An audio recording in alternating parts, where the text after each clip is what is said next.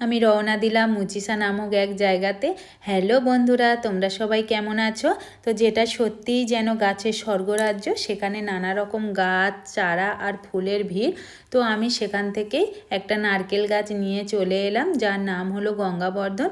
তো আমি সেটিকে পুকুর ধারে নিয়ে চলে গেলাম। তো সঙ্গে নিয়ে নিয়েছি একটা ব্লেড আর শাবল। তো আমি বাড়ি ফিরেই নিজের হাতে গর্ত খুলে নিলাম, নিয়ে এবার সেই গাছটাতে কেটে নেব ব্লেড দিয়ে পলিথিনটাকে।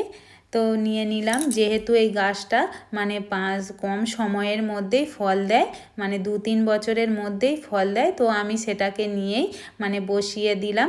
তো আমাদের জলও দিলাম, ভালোবাসা দিলাম, আরও একটুখানি আশা রাখলাম যেন একদিন এই গাছটি বড় হয়ে আমাদের বাগান ভরে তোলে।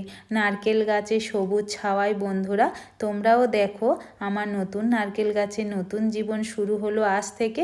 তো বন্ধুরা, আমার ভিডিওটি কেমন লাগলো প্লিজ অবশ্যই কমেন্টস করে জানিও।